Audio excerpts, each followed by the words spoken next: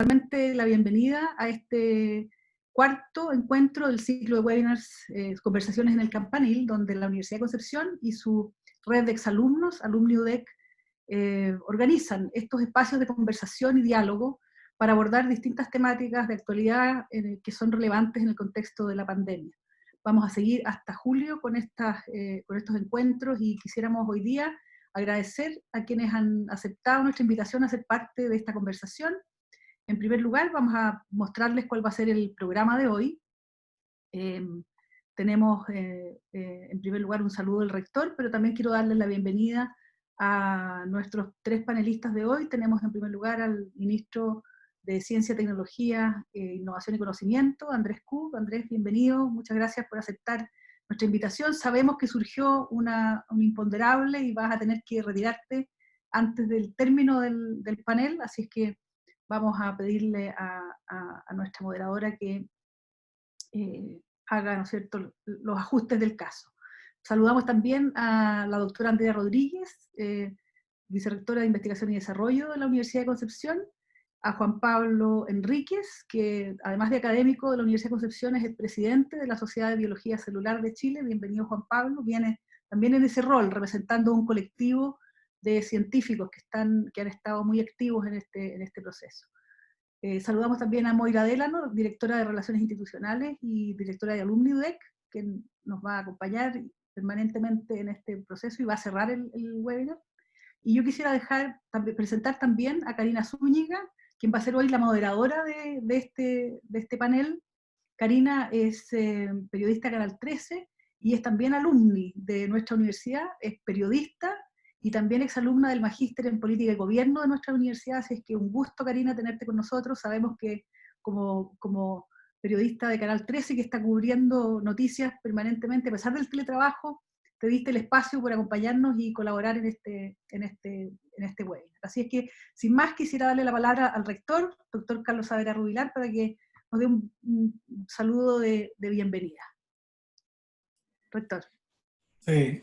Bueno, muy buenas tardes a todas y a todos los asistentes del día de hoy. Un saludo muy especial a los panelistas, al ministro. Andrés, buenas tardes, gracias por acompañarnos. Andrea, buenas tardes, y a Juan Pablo también. Esta ya es la cuarta sesión de conversaciones en el Campanil. Hemos recorrido distintas actividades, pymes, desarrollo tecnológico con los ventiladores mecánicos, telemedicina, y hoy día, ¿no es cierto?, el rol de la ciencia en la pandemia COVID y cómo ha respondido el sistema científico nacional a esta pandemia. Así es que pienso que vamos a tener una conversación muy agradable y sin más prefiero que empleemos el tiempo en la conversación, así es que por favor adelante.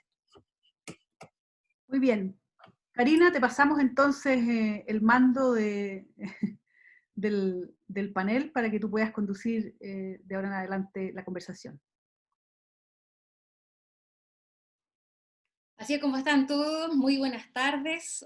Un gusto poder comunicarme con ustedes a través de esta iniciativa y también conversar con el ministro Andrés Kub, quien, recordemos, es biólogo, doctor en biología molecular, ministro de Ciencia, Tecnología, Innovación y Conocimiento. El ministro Kub, obviamente, por estos días se está cumpliendo un rol clave en lo que tiene que ver todo el poder coordinar y enfrentar esta pandemia desde el punto de vista también de la ciencia.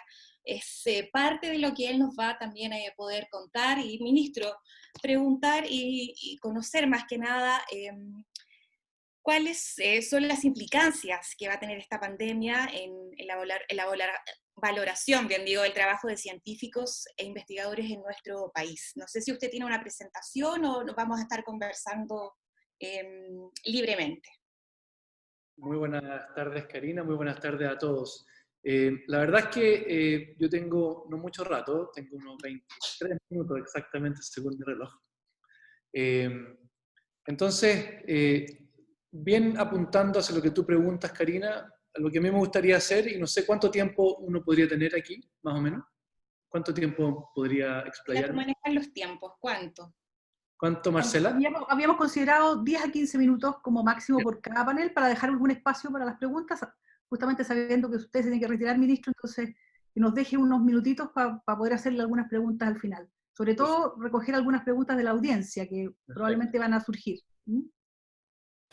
Muchas gracias. Entonces, aprovecho nuevamente de saludarlo, al rector, Marcela, por la invitación, gracias. Veo también a los panelistas ahí y a todos y a todas quienes nos acompañan. Me parece que participar de este seminario online es un tremendo privilegio. Yo acompañé ahí al rector el año pasado cuando celebramos los 100 años de la Universidad de Concepción, que fue una celebración muy bonita en ese auditorio que tuve el privilegio también de visitar y de poder dirigirme a la comunidad desde ahí. Y hoy día lo que traté de preparar muy cortito era tratar de generar un espacio de reflexión un poco distinto.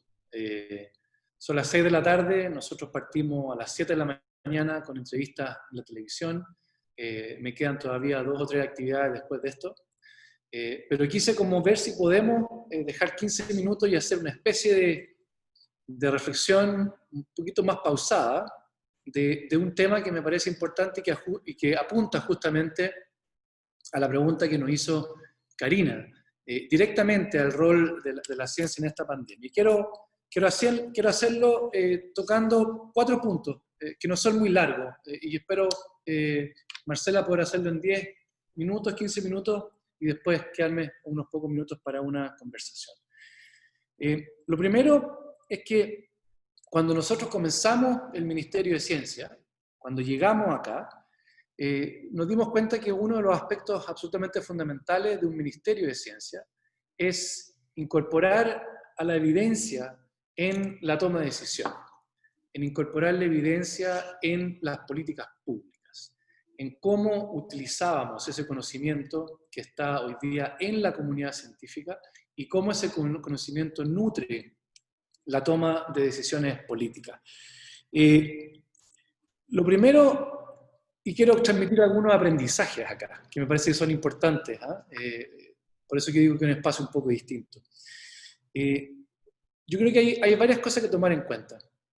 Cuando uno habla de evidencia y políticas públicas, hay que considerar que entre esas dos palabras realmente hay un abismo. Son palabras que están muy separadas, que uno las puede juntar en una frase, pero la verdad que incorporar evidencia a política pública es un trabajo en el cual tenemos al cual tenemos que contribuir todos, tanto desde el punto de vista de aquellos que proveen la evidencia, como de aquellos que hoy día estamos más bien en el ámbito de las políticas públicas. Darnos cuenta de que la evidencia para toma de decisiones es un insumo para la toma de decisiones. Yo soy escéptico de aquellos o aquellas que dicen políticas públicas basadas en evidencia. Yo creo que la evidencia científica es un insumo clave, es un insumo que es necesario, para hablar ahora bien en la jerga científica. Es un insumo necesario, pero no suficiente, ¿no? Es un insumo que debe ponerse en un contexto mucho más amplio de otros tipos de información que se consideran al momento de tomar las decisiones. Entonces, eso como un primer aprendizaje que es muy sencillo, pero es clave. Y esto tiene que apuntar hacia que también ambos lados, y quiero terminar con esto cuando cierre, debemos producir que quizás este ministerio contribuya a que tanto la comunidad científica como el mundo de políticas públicas maduren, participen de una asociación más madura. Y este es uno de ellos, de considerar que la evidencia por sí sola no es suficiente para tomar decisiones. Se necesitan más cosas, se necesitan muchas más dimensiones. Ese es un primer punto que quería tocar. La segunda es que también desde el mundo público tenemos que considerar que lo que necesitamos es la mejor evidencia disponible. Esto a veces no se menciona cuando uno dice evidencia y política pública. Es realmente la mejor evidencia disponible para la toma de decisiones. Y nosotros hemos puesto a prueba esto con una nueva oficina que estamos piloteando en el Ministerio de Ciencia, que la denominamos justamente Ciencia y Gobierno. ¿Cómo incorporamos la ciencia, la evidencia a la toma de decisiones? Y vemos que hay algunas etapas claves. Por ejemplo, es indispensable identificar qué tipo de evidencia. Es indispensable considerar qué grupo puede producir esa evidencia. Luego hay que considerar que ese grupo técnico de especialistas no solamente tiene que producir evidencia, sino que también a partir de la evidencia tiene que proponer recomendaciones. Y que luego con esas recomendaciones hay que construir una agenda de política pública. Por lo tanto, nosotros vemos al menos en que hay un mandato de sobre qué se va a trabajar, quiénes tienen que trabajarlo, cuáles son las recomendaciones y cómo eso entonces se traduce en una agenda. Esas son como las fases que nosotros vemos. Y creo que son fases que son esenciales porque tenemos que trabajar con la comunidad científica y por lo tanto tenemos que hacer una dirección de esfuerzos hacia la comunidad científica y tenemos que trabajar con la comunidad científica, pero al mismo lado tenemos que hacer que ese esfuerzo llegue a la moneda. Y si ustedes se fijan, son términos que nosotros hemos usado. Trabajar con la comunidad científica y que la ciencia llegue a la moneda, pero eso hay que trabajarlo y creemos que en esta sistematicidad que hemos tratado de incorporar en esta oficina, creemos que puede dar fruto. Y como segundo punto quiero mencionarle un ejemplo, que fue lo que hicimos el año pasado con el grupo de la COP25, donde había un mandato.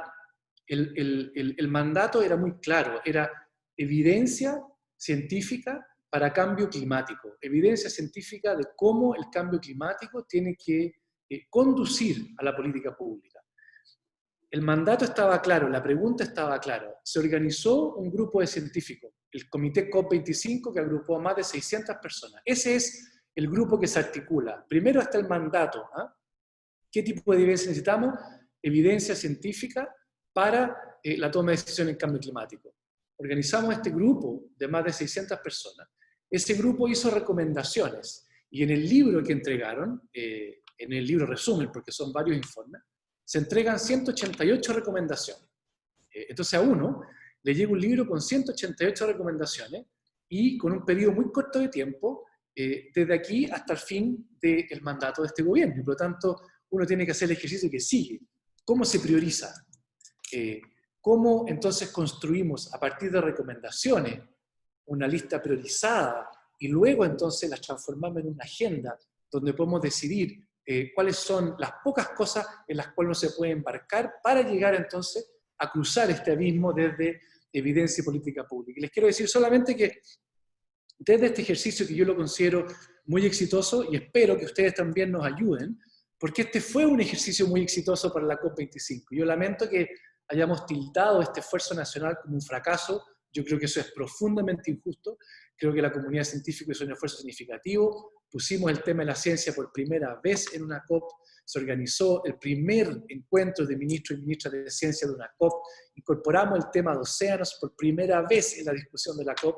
Y por lo tanto hubo un gran avance. No logramos hacer lo que había que hacer con esta negociación multilateral, que era el Acuerdo de París en su artículo de los bonos de carbono, pero se avanzó mucho en evidencia científica.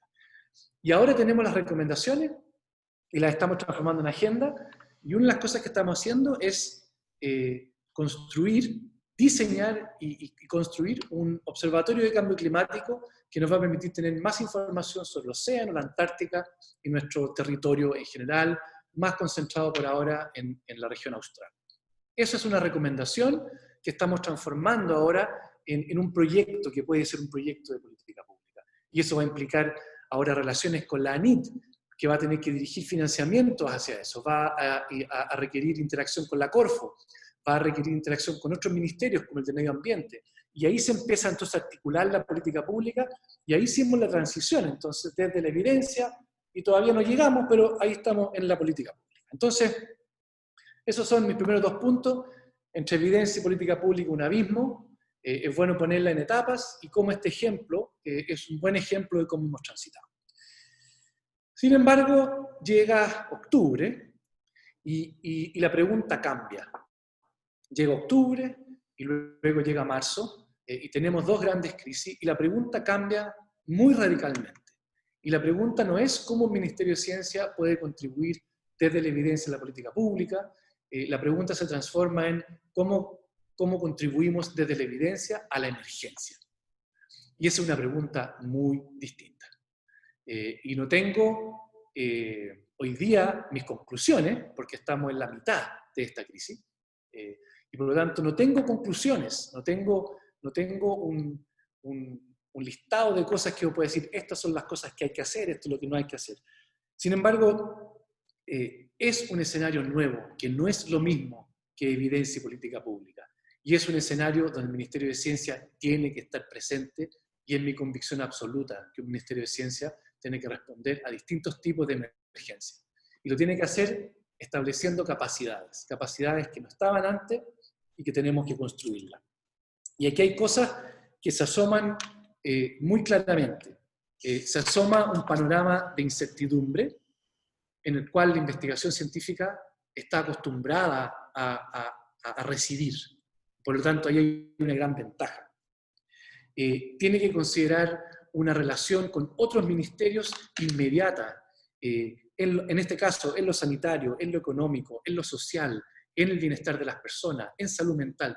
Y eso implica tener establecidos previamente interacciones con otros ministerios, porque esas interacciones se construyen, primero, en base a confianzas, y segundo, en base a capacidades institucionales, que tengo que decirles, no están presentes.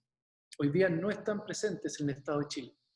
Y por lo tanto, con cada uno de los ministerios que hemos tenido que hacer este ejercicio, significa comenzar literalmente de cero, en la emergencia. Es un poquito distinto cuando uno habla de evidencia y política pública, pero aquí no hay tiempo. Y por lo tanto, construir eso desde cero es muy difícil en muy poco tiempo.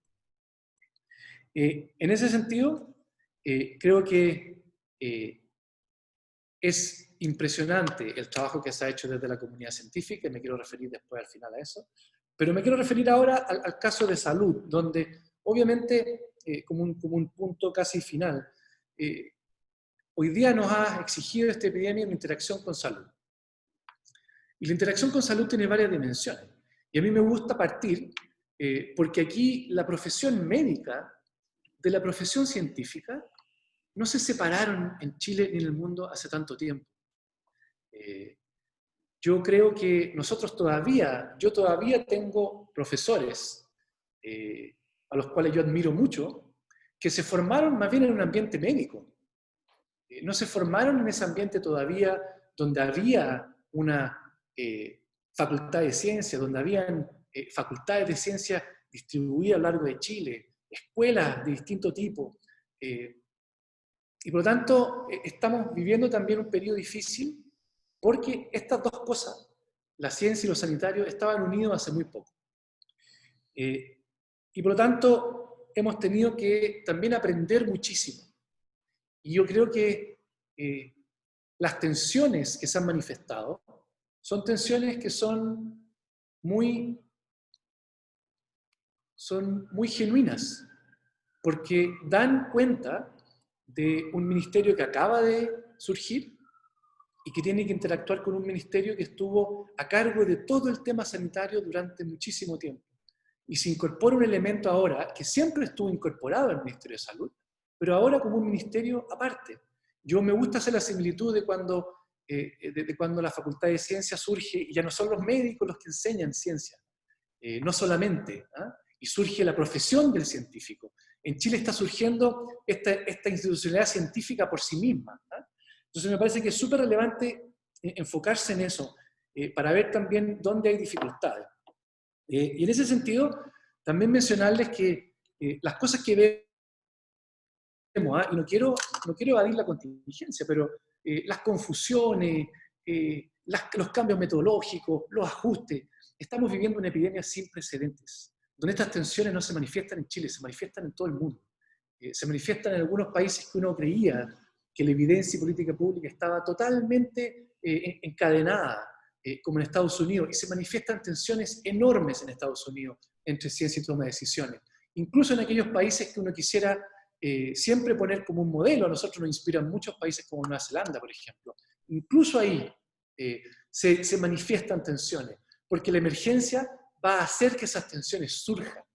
Y no hay que evitar la tensión, hay que ponerla sobre la mesa y gestionarla.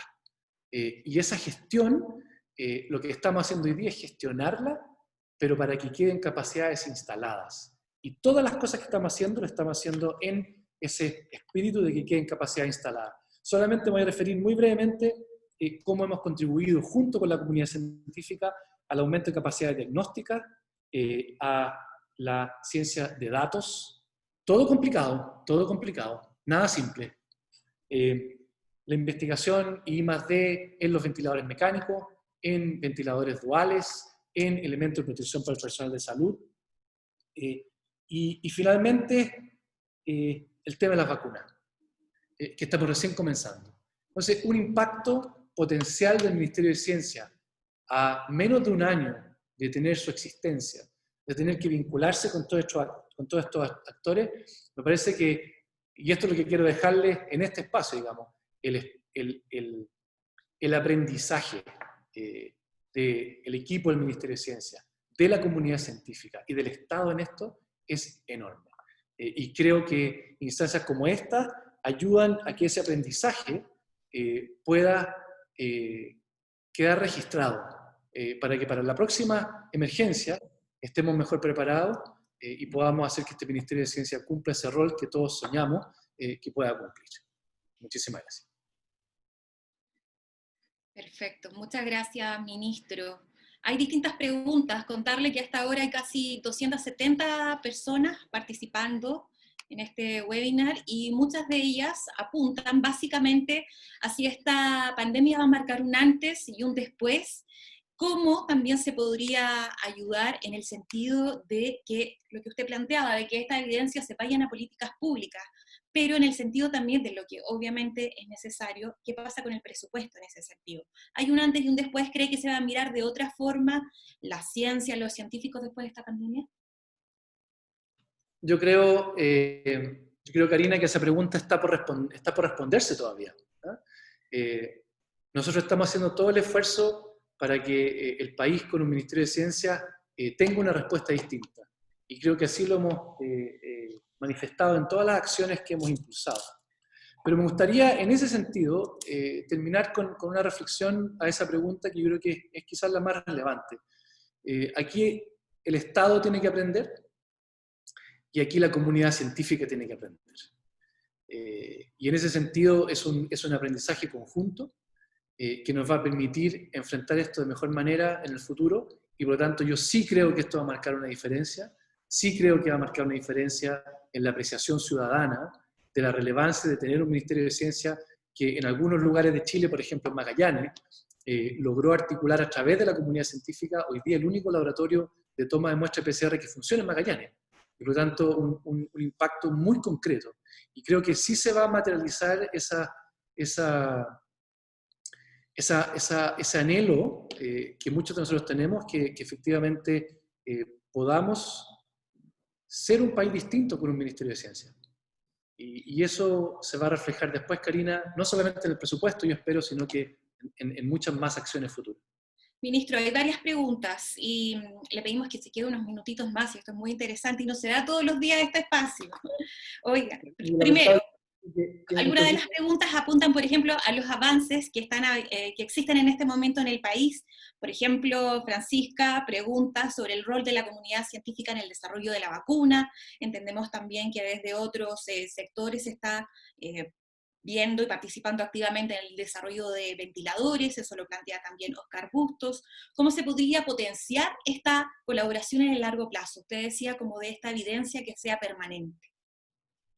A través, por ejemplo, de lo que hemos formado en varias instancias, que son comités de expertos que nos asesoran. En el tema de vacunas, hemos estado trabajando muy cercanamente con la comunidad científica y nos han ayudado mucho a evaluar las opciones, nos han ayudado mucho a plantear cuál puede ser la estrategia, y en eso estamos trabajando justamente ahora.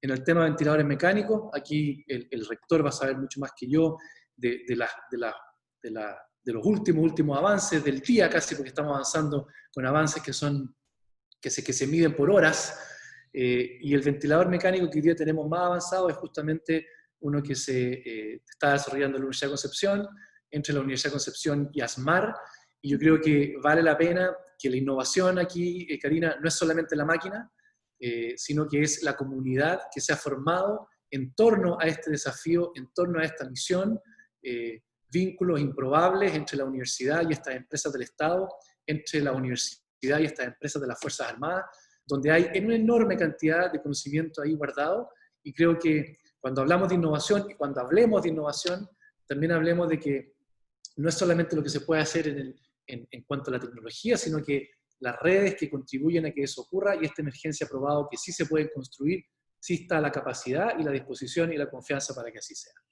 ¿Qué pasa con las proyecciones? Por ejemplo, también nos pregunta acá Vania del presupuesto que se maneja para ciencia. ¿Usted cree que con esta pandemia podría aumentar o podrían venir recortes? Que eso es clave también para seguir desarrollando.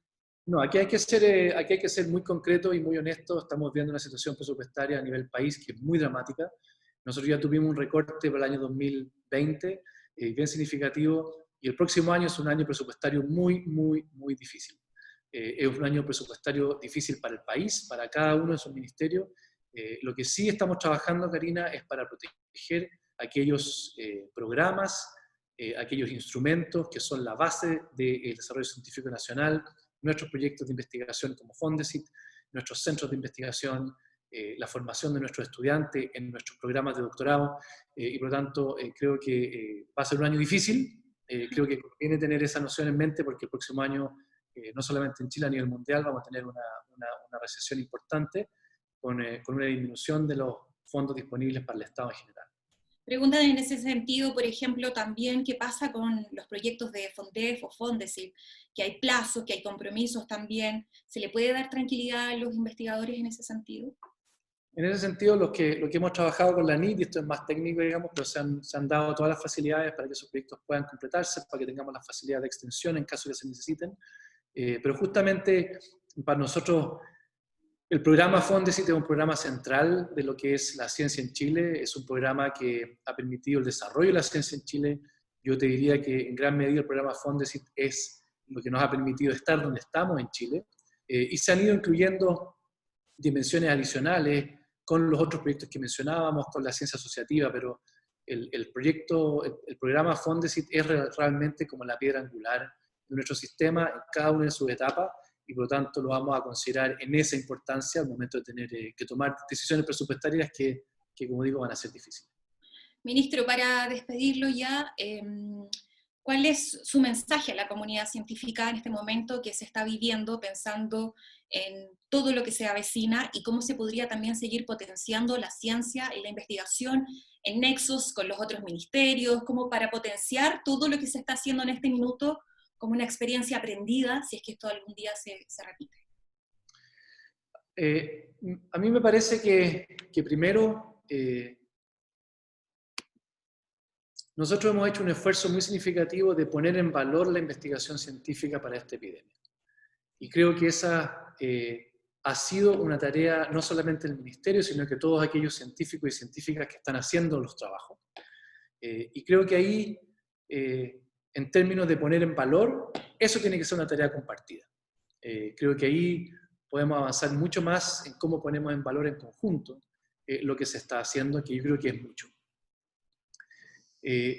Lo segundo es que desde el Ministerio tenemos que aprender a cómo se interactúa con una comunidad científica cuando hay una crisis de confianza, cómo se interactúa con una comunidad científica cuando los plazos son otros plazos que los que tiene la investigación científica. Y también creo que desde la comunidad científica tienen que haber aprendizajes sobre qué significa participar en un marco de emergencia en la política, que no basta con entregarle evidencia, que entregarle evidencia es un insumo que se usa para toma de decisiones junto con muchos otros insumos, porque esta emergencia, al igual que todas, tiene múltiples dimensiones, no tiene una sola dimensión. No es solamente una dimensión de qué tan rápido avanzan los contagios, aquí hay dimensiones económicas, hay dimensiones sociales, hay dimensión de bienestar, y por lo tanto hay también una necesidad de que también desde la comunidad científica existe esa o se fortalezca esa visión de amplitud, de que la comunidad científica está aportando con evidencia, pero que finalmente este es un tema multidimensional que toma en consideración aspectos muy distintos, que no tienen que ver con con esa evidencia, tiene que ver con muchas otras cosas que son muy, muy importantes para el bienestar de las personas, para la salud de las personas, también para los empleos, también para la salud mental, también para las mamás que no pueden ir a trabajar porque están con los niños en la casa. Esto tiene muchísimas dimensiones. Entonces yo te diría que mi reflexión final, una necesidad de aprender y que ese aprendizaje quede plasmado, tanto de lo que tenemos que hacer en el Estado, que tenemos que aprender muchísimo, como también todo lo que tiene que aprender la comunidad científica para que se forme ese vínculo tan necesario y que va a cumplir entonces con ese anhelo que mencionabas tú de que seamos un país distinto con un Ministerio de Ciencia. Perfecto, gracias ministro, muy amable. Muchas gracias, ministro. Sabemos que tiene que retirarse. Quedaron muchas preguntas sin responder, no podíamos hacerlas todas, pero lo que vamos a hacer es que vamos a tomar las preguntas que están tanto en la zona de preguntas y respuestas como en el chat y se las vamos a hacer llegar a su equipo con la identificación de quiénes son las personas que preguntaron. Si hay posibilidad de que usted o su equipo pueda responder esas preguntas una vez que haya terminado este seminario, se lo agradecemos. Así que a su equipo le haremos llegar la lista de los asistentes y las preguntas que ellos hicieron y que no alcanzamos a entregar, a canalizar todas en este espacio de conversación. Muchas gracias, lo disculpamos y nosotros seguimos con nuestro webinar de esta tarde con la doctora Andrea Rodríguez y Juan Pablo Enríquez, que van a completar sus presentaciones y después vamos al panel. Gracias. Muchas gracias, Marcelo, y me despido, rector, y a todos y todas que nos estén escuchando. Y un saludo también a Andrea y Juan Pablo, que también hemos trabajado muy de cerca en estos meses y nos han ayudado mucho también a articular gran parte de las tareas que hemos hecho aquí desde el Ministerio de Ciencia. Así que muchísimas gracias y le agradezco la invitación. Gracias, ministro. Seguimos, Marcela, entonces, con la presentación que está preparada por Andrea Rodríguez. Andrea es ingeniero civil informática, PhD en Ciencia e Ingeniería de Información Espacial y vicerrectora de Investigación y Desarrollo de la Universidad de Concepción. ¿Cómo estás, Andrea? Buenas tardes. Hola, buenas tardes a todas y todos.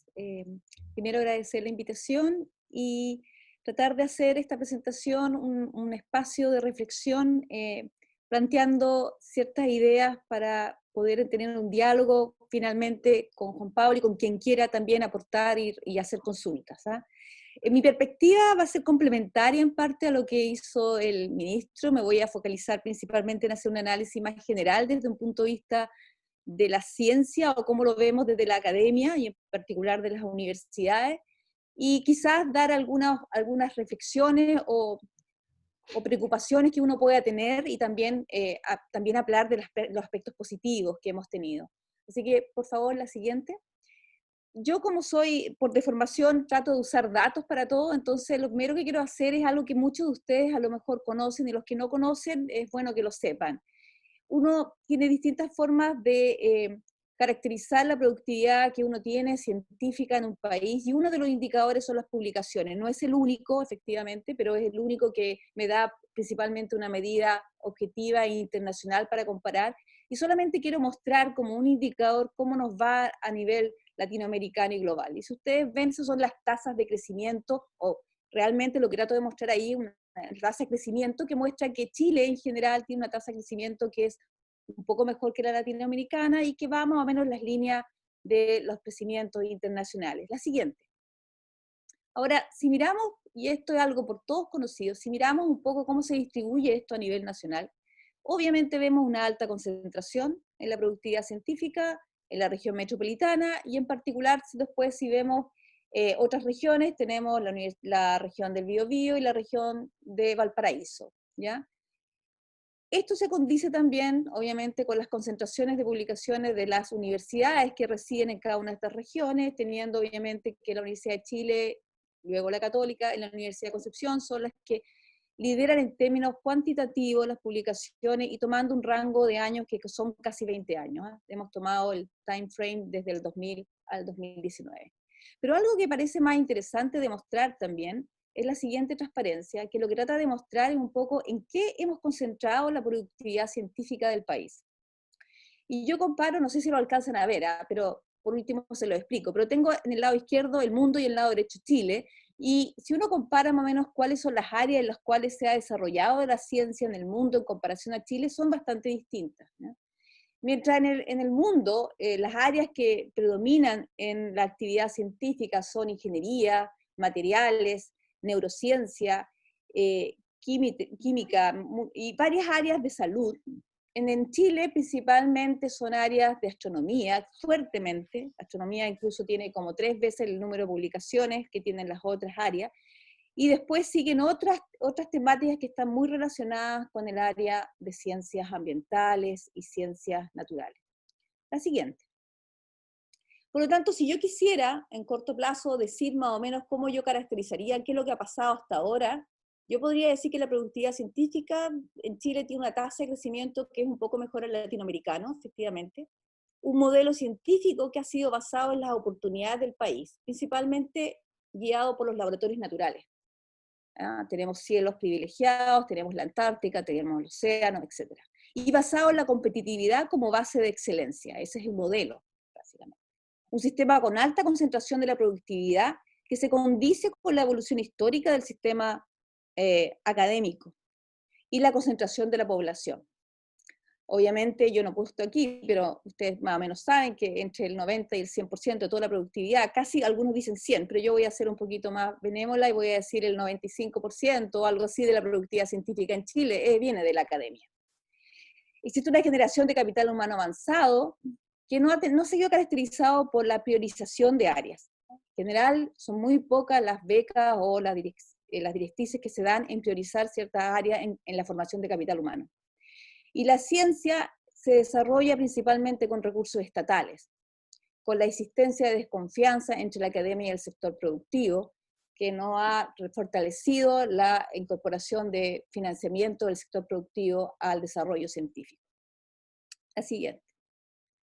Bueno, a mí me preguntaron me dijeron que dijera adelante, que es más o menos lo que yo veo de cómo venía Chile y cómo ha seguido, y cómo puede seguir si es que realmente no hacemos ninguna reflexión. Pero ¿qué hemos hecho? Y la verdad es que las imágenes son mucho mejor que las palabras, como dicen.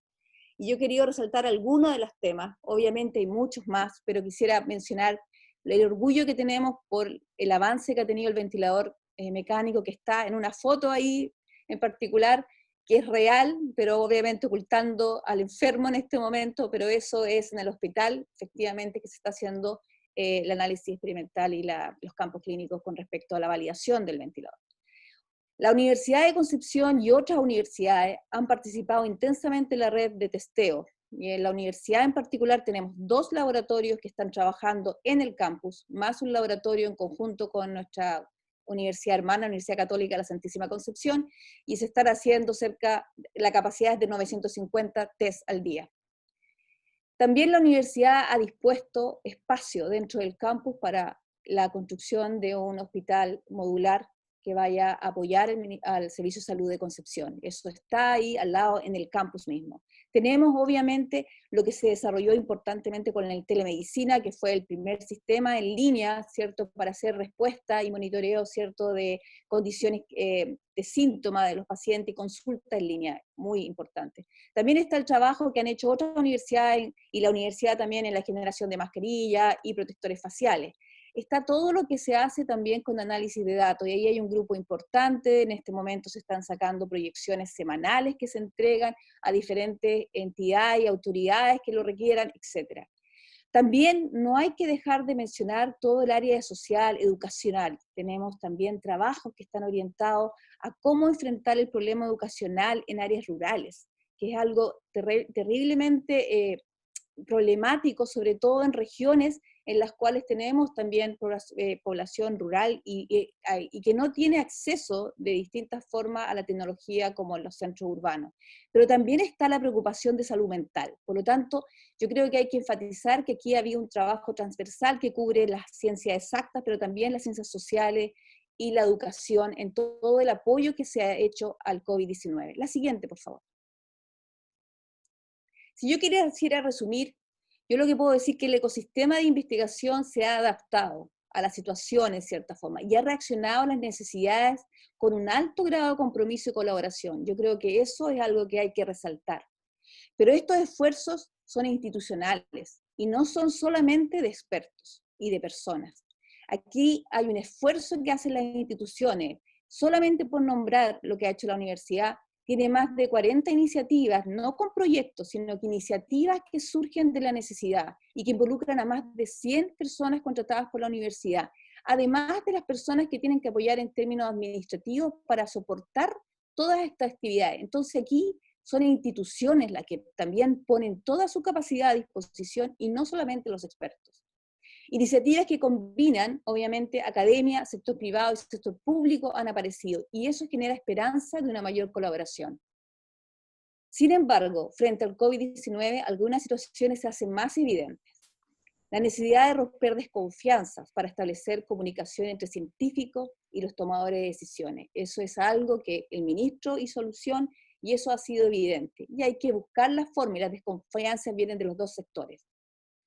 Existen dependencias y brechas territoriales que son importantes. O sea, aquí evidentemente existe una alta concentración del país y eso se ve en todas las dimensiones. Tenemos que ver si esa es la forma sustentable de abordar un desarrollo en el futuro, porque obviamente esta es una crisis, pero podemos tener otras, y tener sistemas altamente centralizados son poco sostenibles y sustentables. Falta de capacidad, en particular, yo diría, y también industria tecnológica, que nos hace, en general, esperar y depender de desarrollos externos. Obviamente, el ventilador mecánico que se está haciendo es una excepción, y ha sido un esfuerzo demostrar que en Chile somos capaces de hacerlo. Por lo tanto, yo creo que ahí hay un aspecto que hay que tomar en cuenta. Siguiente, y para ir concluyendo, porque sé que tengo 10 minutos, así que la siguiente. Vamos. Es muy corta la siguiente, porque hablar del futuro es mucho más difícil. Como todos los modelos de predicción, es mucho más fácil hablar del histórico. Entonces, solamente decir que en términos de amenaza, yo creo que existe la amenaza de la falta de recursos efectivamente, y que se asocia al problema de percepción de la ciencia no como una necesidad. Eso es evidentemente un problema que vamos a enfrentar. Esto lleva a mayor concentración, y esto induce a la ley de la selva, el más fuerte va a ganar. Entonces, ¿cómo enfrentamos eso? ¿Cuáles son las oportunidades por otro lado? Yo creo que todas las crisis son momentos de reflexión en los cuales uno tiene que pensar las cosas y pensarlas en forma profunda. Y uno podría pensar que este modelo debería impulsar un poco más la colaboración, o sea, que los objetivos evidentemente son la excelencia académica, y yo siempre he sido defensora de esa, pero sin embargo hay momentos en que hay que pensar que hay otros objetivos que también hay que abordar. Y creo que la colaboración y el buscar desarrollo sostenible territoriales son también importantes. Y por otro lado, creo que es muy importante fortalecer las capacidades tecnológicas, no solo para enfrentar riesgos sanitarios o desarrollos naturales o desastres naturales, sino para potenciar el desarrollo científico. O sea, por ejemplo, si nosotros queremos seguir fomentando la astronomía, me parece excelente, pero creemos las capacidades tecnológicas para nosotros también hacer frente a eso. Queremos desarrollo de sonografía, perfecto, pero también trabajamos en la tecnología que se apoya ese desarrollo de sonografía. O sea, busquemos la integración de las ciencias exactas con tecnología para potenciar el desarrollo futuro y hacer el desarrollo económico y social más sostenible de este país. Eso quería decir. Perfecto, muchas gracias Andrea por tu presentación con respecto a lo que está ocurriendo también desde el punto de vista de la ciencia y la academia. ¿Qué pasa también con este rol de la ciencia y la pandemia frente al COVID-19, un antes y un después? Y sobre eso también nos va a hablar Juan Pablo Enríquez, quien es bioquímico, doctor en ciencias biológicas, académico de la Facultad de Ciencias Biológicas de la Universidad de Concepción y también presidente de la Sociedad Chilena de Biología Celular. ¿Cómo estás, Juan Pablo? Muy buenas tardes, bienvenido a este webinar de Alumni UDEC. Bueno, buenas tardes, muy bien. Buenas tardes, vicerrectora, rector Marcela, Karina, Moira, toda la audiencia. Muchas gracias por la invitación. Es muy importante que nuestra universidad y el conjunto de exalumnos y exalumnas abramos estos espacios de diálogo, especialmente en estos momentos tan difíciles para Chile y la humanidad. Es una pregunta bastante amplia a la que nos convocaron a responder, así que para intentar hacerlo, he consultado con la directiva de la Sociedad de Biología Celular de Chile, de la que soy presidente, además de algunos presidentes y representantes de otras sociedades científicas del país. Y he tratado como de consensuar una mirada, al menos desde un sector de la comunidad científica nacional. Yo creo que a veces suena tentador pensar que ahora, desde ahora en adelante tenemos que hacer ciencia con un paradigma distinto, pero pensándolo bien, la conclusión a la que llego es que no es ese el caso. Fíjense que a nivel mundial, la ciencia está siendo y sin duda será la vía por la cual vamos a superar el origen, al menos viral, de la pandemia. Una vacuna o terapias para salir de esta u otra enfermedad se originan solo desde la investigación científica y tengamos fe en que eso va a ocurrir y ojalá pronto. Y si ustedes ven los números, fíjense que desde que partió la pandemia hay a la fecha más de 20.000 artículos científicos que tienen la palabra COVID-19 y la Organización Mundial de la Salud, como se ve en las imágenes, está en este minuto, reporta del orden de 1.400 ensayos clínicos con distintas drogas, más de 130 ensayos con vacunas, 10 de ellos ya en evaluación clínica. Y el esfuerzo chileno que el ministro mencionó con el aumento de centros de diagnóstico, los fondos COVID, la submesa de datos, etc. Y algunas innovaciones tecnológicas. Entonces, mi conclusión, si me das el siguiente clic, es que la ciencia ha cumplido con uno de sus roles fundamentales, que es tener capacidad de respuesta. Dame la siguiente. Complementario a su capacidad de respuesta, la ciencia debe tener una capacidad de anticiparse a los problemas, no solo responder y reparar. Porque no podemos todo el tiempo estar diciendo no lo vimos venir, ¿cierto? Y eso ha estado, fíjense que iniciada la pandemia aparecieron varios artículos, una serie de artículos publicados, y aquí les muestro solo 2 de ellos, tan anticipadamente como 2007 y 2015, que alertaban con sorprendente precisión respecto al peligro de coronavirus potencialmente transmitidos por zoonosis y su potencial de generar infecciones virales en humanos, incluso con características de pandemia. Entonces, si me das el siguiente clic, yo también puedo concluir que la ciencia ha tenido la capacidad de anticiparse. El problema es por qué esta evidencia científica que se anticipa, sobre todo que se anticipa, no nos permite prevenir estas cosas. ¿Qué falta entonces? Entonces, ¿cuál es el antes? ¿Cuál será el después de una cosa tan tremenda como esta pandemia? Y para ello yo he agrupado en 2 cosas que creo que son fundamentales seguramente, y con toda certeza hay muchas más, pero hay 2 en las que me quiero enfocar. El primer aspecto es que debemos mejorar significativamente nuestra comunicación efectiva de la ciencia. Dame la siguiente. Al respecto, brevemente les comento que cada año la Sociedad de Biología Celular de Chile organiza una reunión anual. Somos como 500 personas que estamos ahí, muy exitosa en términos de la convocatoria. Y en los últimos 3 años, hemos incorporado una actividad que se llama The Power Hour, donde hemos discutido temas que nos tocan como investigadores e investigadoras, pero que no son de biología celular, como la equidad de género, el sentido de la investigación. Y el año pasado, el tema fue justamente la comunicación científica efectiva, particularmente ahora en la era de las fake news, donde realmente cualquier persona equipada con internet y una red social puede echar a correr cualquier mentira y salir bastante impune de ello, ¿cierto? Pasa en todas partes, incluso en la comunidad científica. Y el interés en discutir este tema en la comunidad científica nace de algo que consideramos prioritario, que ha salido en las preguntas que algo mencionó el ministro, y que es nuestro anhelo de que toda la actividad nacional conozca e incorpore el quehacer científico a través de canales que sean de información efectivos y sostenidos en el tiempo. Los científicos, diría yo que represento un sentir de los científicos y científicas respecto a que el enfrentamiento de los problemas con una mirada científica, donde se analiza la información, se obtienen conclusiones y se determinan las nuevas acciones, debe permear en todas las esferas de la sociedad, en la educación, por ejemplo. Estamos seguros que este país va a ser mejor, nuestro país va a ser mejor, cuando nuevas generaciones de niños y jóvenes se eduquen sobre la base de ese tipo de pensamiento crítico e informado, como ocurre en países desarrollados.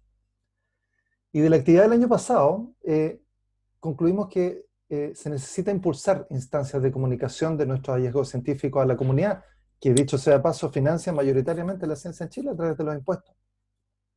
Y tenemos que hacer un mea culpa. Las comunidades científicas no asumimos esta responsabilidad social, no somos buenos comunicadores, no somos buenos traductores de la ciencia que hacemos. Y por otro lado, si bien existen excelentes periodistas y divulgadores científicos en Chile, como aquellos que están agrupados en la CHIPEC, por ejemplo, las instancias de divulgación de lo que se investiga y se descubre con los fondos públicos son aún aisladas. Yo creo que ahí hay un tremendo camino por recorrer, un espacio de mejora para el futuro, la comunicación efectiva de la ciencia. Y el segundo elemento que emerge de este análisis, que se relaciona con el anterior, dame la siguiente, tiene que ver con comunicar la ciencia efectivamente hacia el ámbito político, y esto es transversal en esta conversación, obviamente. Como dice el ministro, un abismo. Recién, hace menos de un año, tenemos un Ministerio de Ciencia, Tecnología, Conocimiento e Innovación en Chile. No tenemos científicos parlamentarios, no tenemos científicos en otras instancias de la toma de decisiones. Y desafortunadamente, en mi opinión personal, creo que estamos aún lejos de permear la esfera política significativamente. Por un lado, de nuevo, estamos los científicos, de nuevo trato de hacer un mea culpa, y un poco también orientado a lo que mencionaba la vicerrectora respecto al modelo de financiamiento que ha sido basado en proyectos individuales, que ha sido un modelo competitivo, pero que ha dado origen a una comunidad productiva. Podemos discutir los parámetros de esa productividad, pero que también ha estado preparada para responder a los desafíos, como lo que ha pasado ahora en la pandemia. Pero esa misma mirada, y a menudo la sobrecarga académica, nos lleva a ser una comunidad que no dialoga, ya no solo la academia a veces con la comunidad, sino que entre la academia. Entonces, no nos hemos puesto en práctica la idea de enfrentar los problemas desde una multidisciplina real, y mucho menos proponer soluciones multidimensionales.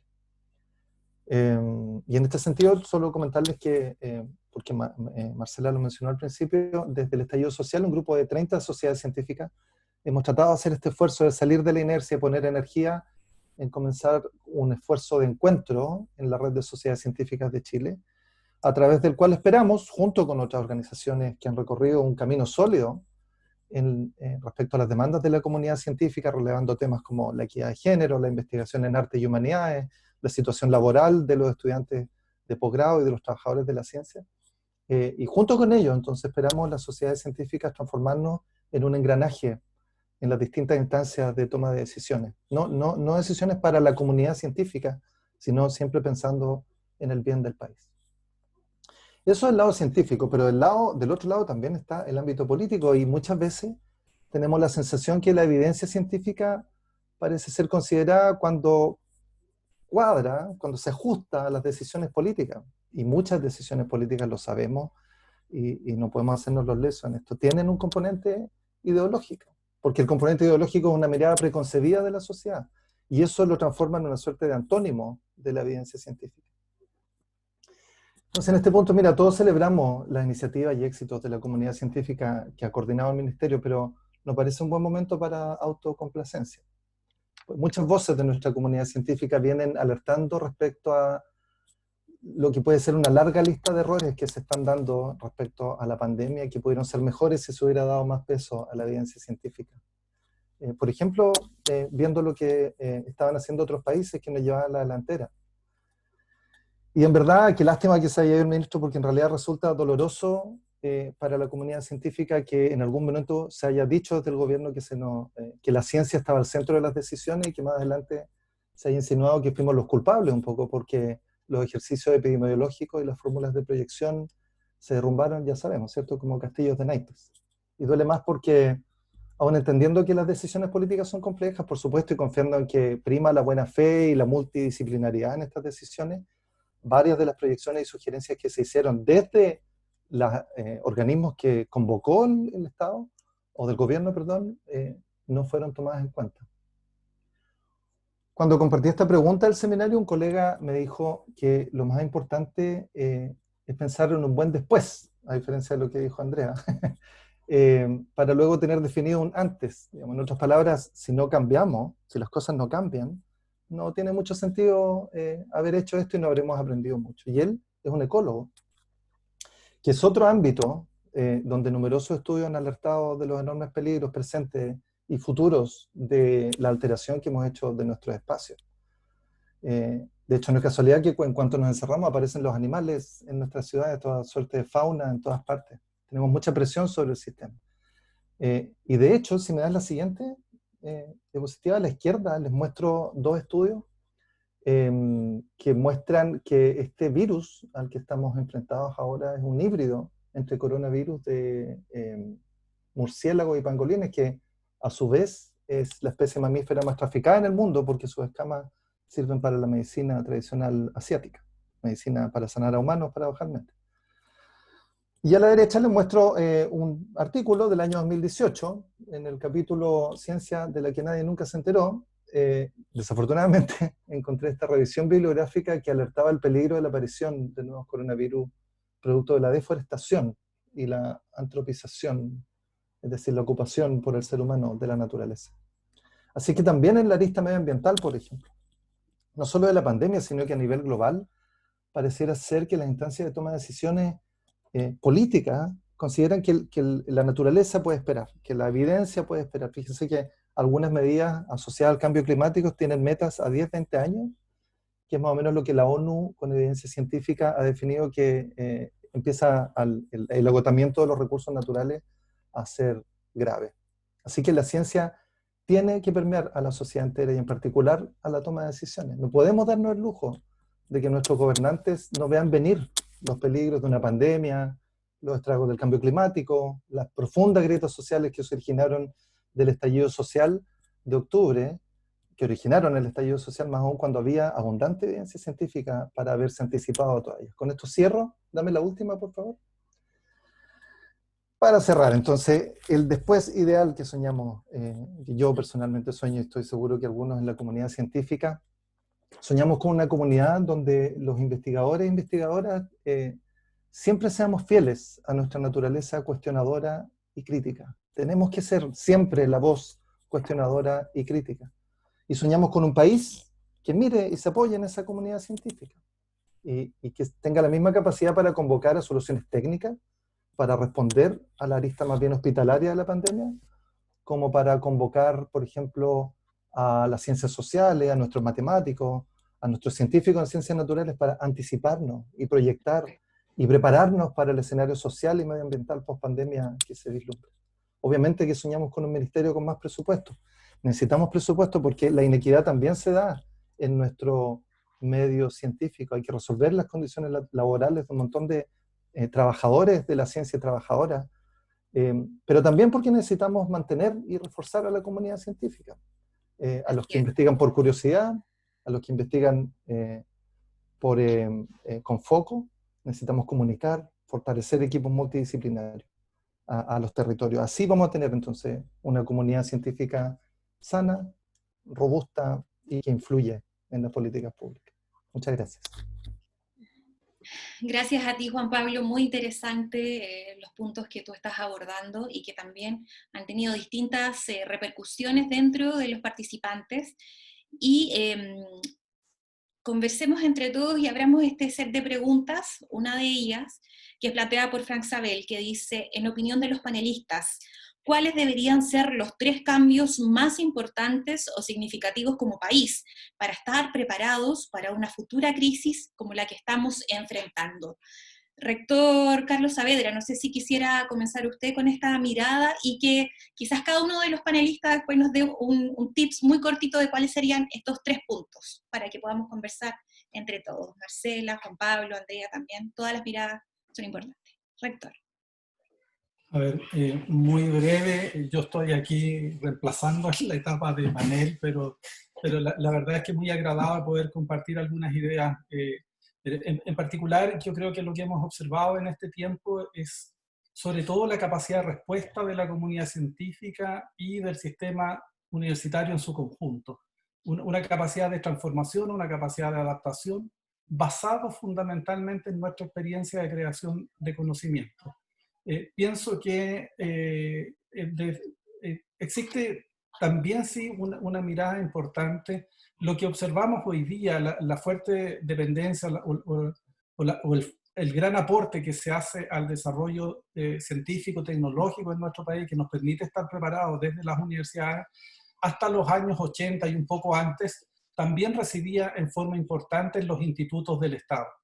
El Instituto de Salud Pública, el Instituto de Estadística y otros, el Instituto de Fomento Pesquero, y pienso que en este tiempo debiésemos recuperar la mirada complementaria en el desarrollo nacional científico-tecnológico. Importante volver a recuperar las capacidades que teníamos instaladas como país, como Estado, ¿no es cierto?, en desarrollar políticas públicas a partir de los institutos del Estado. Es importante y relevante que las universidades puedan contribuir en este proceso. Muestra también la generosidad, yo diría, de la comunidad científica para abandonar todo lo que hacía. El lograr en un mes, yo quisiera poner aquí un ejemplo, el lograr en un mes en forma colaborativa, el poner en funcionamiento un prototipo que sea capaz de ir a pruebas definitivas de respirador artificial, como muchas iniciativas lo hicieron, eso es una capacidad instalada que hay que aprovechar y que necesitamos reforzar. Pero también, y aquí es muy importante, muestra la precariedad de nuestra industria o de nuestro sistema productivo para haber dado respuestas. La mayor parte de las respuestas estuvieron desde las universidades, los centros de investigación, en colaboración con institutos, en este caso con algunas ramas de las Fuerzas Armadas, pero también aquí debió haber habido respuesta desde la empresa que se dedica a estos temas. Entonces, ¿quién nos muestra esto? Por un lado, reforzar nuestra industria estratégica. Segundo, reforzar las capacidades en los institutos del Estado, que son los que tienen que fundamentalmente pensar y desarrollar políticas públicas acompañando al desarrollo del Estado. Las universidades y centros de investigación tienen la tarea más exploratoria, más en términos, por un lado, formación y por otro lado, desarrollo de temas exploratorios en términos de investigación basado en la excelencia, como planteaba la vicerrectora. Así es que yo diría que es un momento de llamado de alerta a incorporar, ¿no es cierto?, estas distintas miradas en el quehacer del quehacer científico-tecnológico. Y un último punto muy breve, que es la mirada, cuando hablamos de la ciencia aportando en la pandemia, a propósito de lo que estamos viviendo hoy día, no solo nos referimos a las ciencias exactas, las áreas, ¿no es cierto?, física, matemática, biología, oceanografía u otras áreas. Cuando no solo requieren estar presentes estas áreas fundamentales, necesitamos que estén integradas todas las ciencias que están desarrolladas en nuestro país. Nuestro país ha desarrollado un sistema científico nacional distribuido en el país a partir de un sistema de financiamiento estable durante más de 40 años. Por lo tanto, hoy día debemos confiar en ese sistema estable que está instalado en los territorios, con conocimiento de los territorios, y en cada espacio de nuestro país es posible llevar adelante estas tareas en forma integrada. Perfecto, muchas gracias, rector. No sé si algo más que complementar al respecto, Andrea. Bueno, yo creo que el rector tomó un poco, se nota que soy la vicerrectora de este rector, porque él habla de las temáticas en términos de tecnología que yo traté de mencionar. Yo creo que hay que también recojo un poco lo que dice Juan Pablo en términos de que creo que efectivamente cuando yo hablo de colaboración, creo que hay que abordar el tema de multidisciplinaridad, enfocarnos a ciertos problemas y tratar quizás de fortalecer las capacidades que todavía son incipientes, que se están distribuyendo con las macrozonas que se han definido de la seremía, para fortalecer principalmente el desarrollo de ciertos territorios. O sea, la ciencia es global, ¿eh? Yo siempre he pensado eso, si no tendríamos que solamente la gente que trabaja en el norte tendría que trabajar en la minería y no en el sur. Pero yo creo que efectivamente hay potencialidades que se tienen que fortalecer respecto al conocimiento que tú tienes de tu propio territorio. O sea, efectivamente Magallanes está fortalecido de todo lo que es la Patagonia, etc. Entonces hay que ver cómo fortalecemos un sistema de ciencia que permita que estas instituciones y estas capacidades que están en desventaja, porque no es lo mismo hacer ciencia en Punta Arenas que hacer ciencia en Santiago, digamos. Pero el desafío es hacerlo, pero sin perder la excelencia, o sea, es fomentar la excelencia. Quizás lo que hay que hacer es no dejarlo todo, como hasta ahora, basado principalmente en las oportunidades, sino que tomar iniciativas que dirijan el foco en ciertos aspectos. Y a lo mejor eso es lo que hay que empezar a pensar desde un punto de vista multidisciplinario, pero enfocarse en ciertos aspectos, también manteniendo obviamente la flexibilidad, pero eso es algo que a lo mejor es un momento de reflexión, ¿ya?, que hay que tomar. Hay una pregunta que surge sobre eso, que podríamos seguir también el hilo conductor para poder avanzar, que tiene que ver con el rol de los institutos tecnológicos del Estado. Con respecto a la experiencia que hay, y también cómo esto también podría influir para un futuro, ¿qué nos podría, por ejemplo, decir, Marcela, desde tu experiencia, de lo que tú también has visto y conoces al respecto? Sí, comentó el rector recién que efectivamente ese es como un actor que ha estado de alguna forma menos visible en el ecosistema científico-tecnológico del país. Y estoy de acuerdo, efectivamente los institutos tecnológicos en Chile perdieron mucha fuerza porque tuvieron un cambio en las condiciones de su financiamiento que los hizo perder capacidades, perder talento y tener que enfocarse en la generación de algunos productos más de corto plazo, ¿no es cierto?, por la forma en que eran financiados, y eso les impedía que pudieran generar capacidades tecnológicas y científicas de más largo plazo para responder a situaciones no previstas como esta. Lo único que quiero decir es que hay una esperanza, por ahí había algunas preguntas de Leopoldo Soto, Doris Lee, hay una esperanza porque en esta ley, la ley que creó la nueva institucionalidad de ciencia y tecnología, que crea el ministerio, pero que también hace algunos otros ajustes en la institucionalidad de ciencia y tecnología, por fin se releva el rol de los institutos tecnológicos del Estado y son formalmente parte del ecosistema. Entonces, sabemos que va a haber muchas prioridades, muchas cosas que reparar y que mejorar, pero tal como decía el rector, los institutos tecnológicos del Estado en todo el mundo cumplen un rol relevante en la generación de bienes públicos. Y hoy día estamos viendo que, por ejemplo, el ISP, que está exigido al máximo, teniendo que responder, ¿no es cierto?, frente a la pandemia, con capacidades bastante limitadas, con un modelo de financiamiento bastante precario, si uno quiere, para el rol y para toda la importancia que tiene en ese ámbito. Alguien comentaba por ahí en la María Roja, bueno, ahí se hicieron respuestas en términos a fortalecer a otro instituto tecnológico con las capacidades de crear un centro especializado en algas nocivas, en el caso del IFOC, por ejemplo. Pero esto tiene que ser parte de la política, y yo creo que esa es una oportunidad. Ahora se está construyendo la primera política nacional de ciencia, tecnología, innovación y conocimiento, y es la oportunidad de que todos estos actores digamos, estén bien visibilizados. Yo quisiera pasarle la palabra a Juan Pablo para responder la última pregunta también, la anterior, la de cuáles son los 3 cambios, porque yo creo que tú mencionaste algunos, Juan Pablo, que están bien en la línea de lo que las preguntas que está haciendo la gente en el... Sí, mira, yo casi por colocar la voz disidente con, con la vicerrectora, pero en realidad porque soy un fanático, no fanático, soy bien hincha de la ciencia libre. A mí me encanta cómo se ha construido la comunidad científica respecto a preguntas abiertas. ¿Sabes por qué? Porque en realidad creo que es un elemento que hay que relevar, porque es imposible ponerse en todas las situaciones. ¿Me explico? Cuando tú tienes una comunidad que ha crecido en base a la curiosidad, esa comunidad es capaz de responder desde la multidisciplina. El ministro una vez escribí una columna, desde el principio decía, y seguramente es la presión que él tiene para solicitar más recursos, decía, denme los para qué, antes de que pidamos más plata, primero definamos los para qué.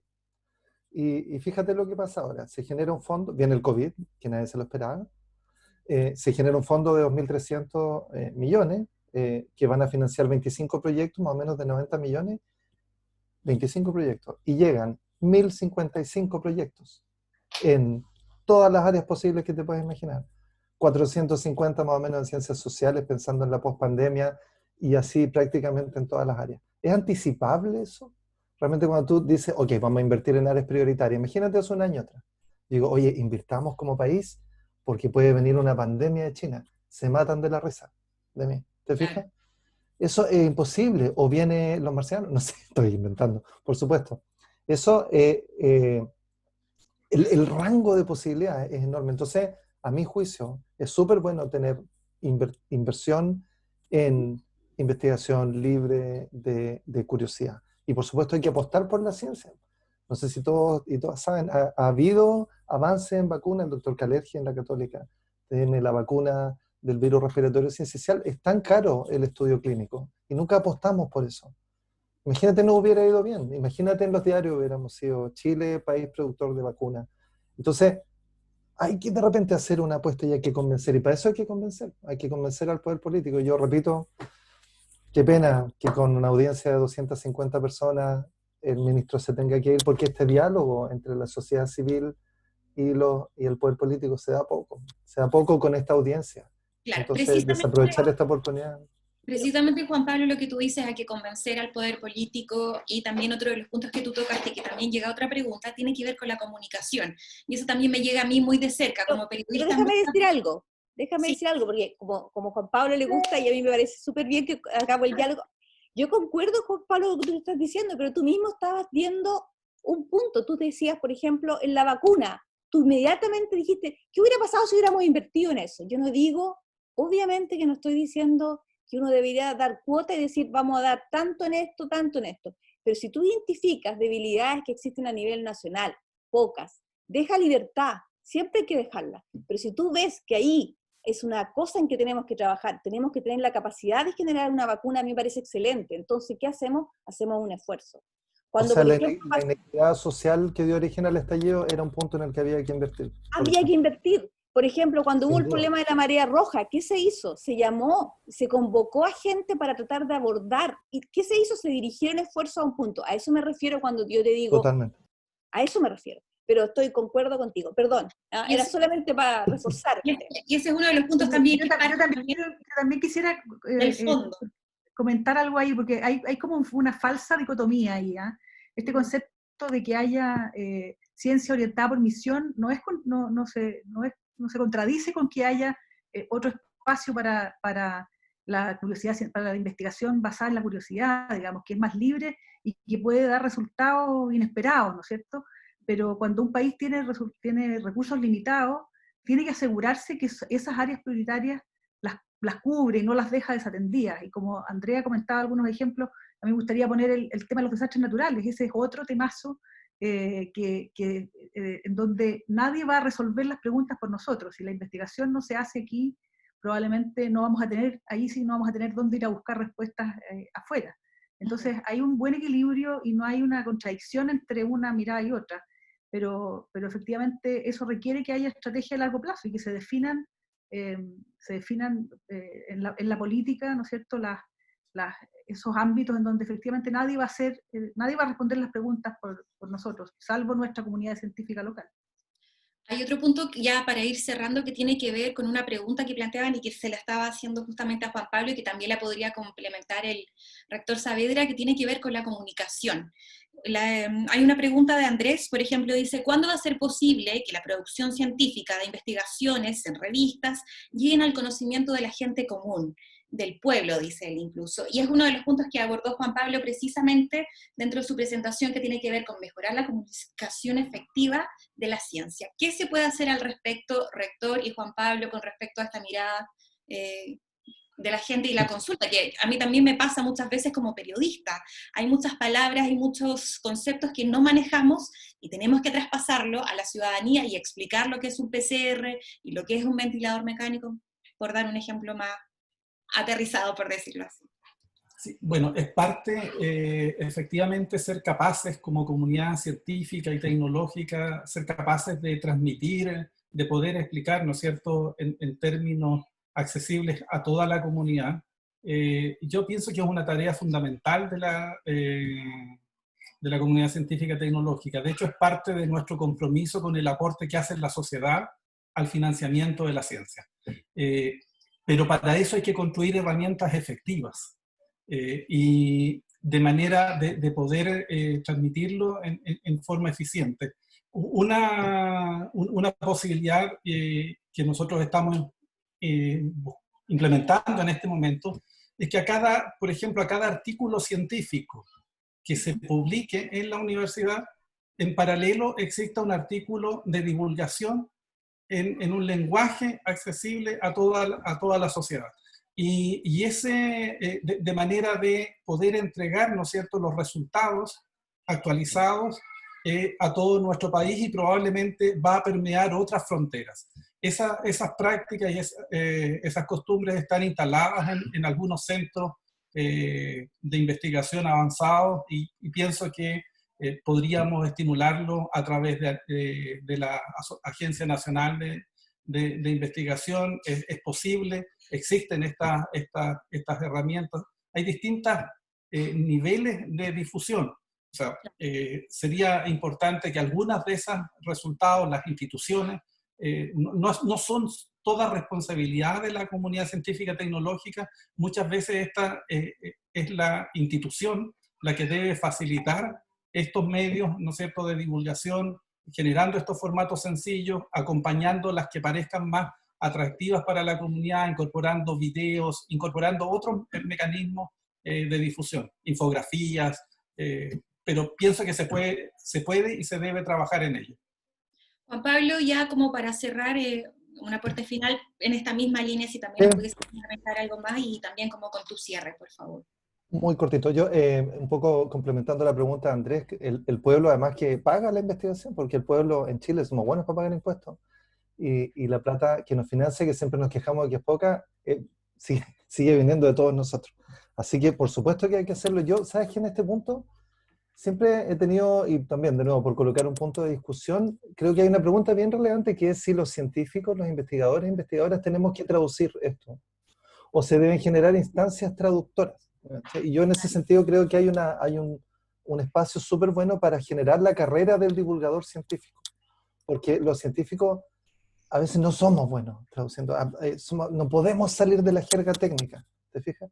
Entonces, como no siento que sea absolutamente necesario que seamos forzados a hacerlo, sí a comunicarlo a un experto o experta, y hay gente, las capacidades que tiene, no sé, Gabriel León, que tuvo la misma formación mía en la misma universidad, para transformarse casi por iniciativa propia, por presión de su hija, en el tremendo comunicador científico que es divulgador, o periodistas como Andrea Obaid, que sé yo, la gente que está en los medios, que está en la Chipec, de repente son iniciativas personales. Yo soy bueno para sistematizar las cosas. Me encantaría que un anuncio de un ministerio fuera crear la carrera del divulgador, del comunicador científico, que tenga como nicho laboral las universidades, como dice el rector. Que esto se incorpore formalmente y que estemos los científicos, investigadores financiados con recursos públicos, permanentemente en comunicación con estos divulgadores. Y ese es como mi mensaje final. Hay que, no basta con decir, nos falta comunicación científica efectiva. Hay que generar las herramientas para ello. No basta con decir, tenemos que permear el poder político. Hay que generar herramientas y hay que empezar a avanzar paso a paso, como cualquier proyecto, en esa dirección. Porque las palabras de buena crianza son muy bonitas, pero muchas veces se las lleva el viento. Así que esa es la invitación a trabajar en estos aspectos que identificamos como un futuro esplendor, como puse ahí en mi presentación. Divulgar y vincular, como dice aquí una de las participantes. De forma proactiva. Yo quisiera, Karina, solamente un comentario, quizás Andrea también quiere hacer un aporte final. Un elemento que yo lo he vivido muy personalmente por mi experiencia y que me tocó trabajando en la Corfo, trabajar en un estudio junto con el Ministerio de Economía y con lo que era el antiguo CONICET, y es que tenemos una brecha muy importante en Chile de científicos, de científicos que no esté no solo en la academia.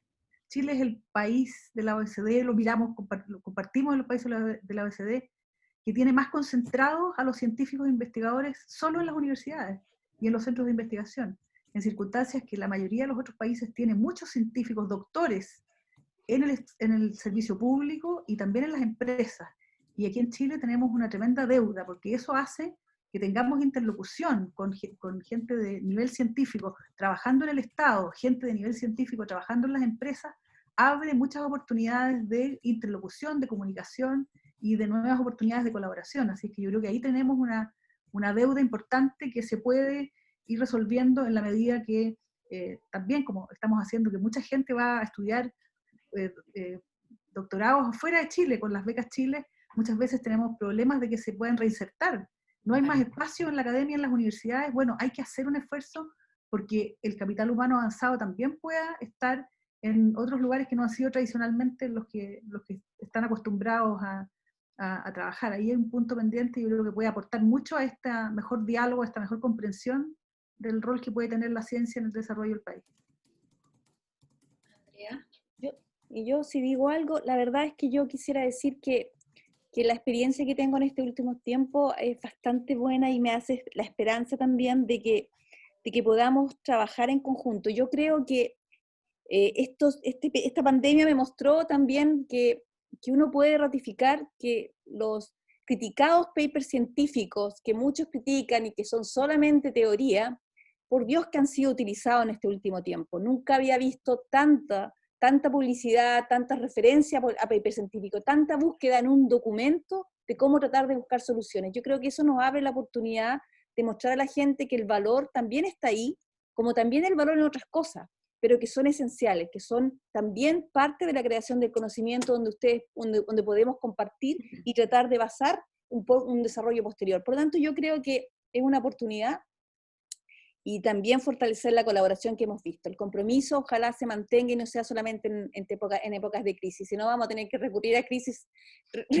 en forma sistemática y eso sería terrible. Así que el llamado a seguir de esta forma colaborando y tratando de reforzar la capacidad científica a lo largo de todo el país, eso es lo que yo haría. Perfecto.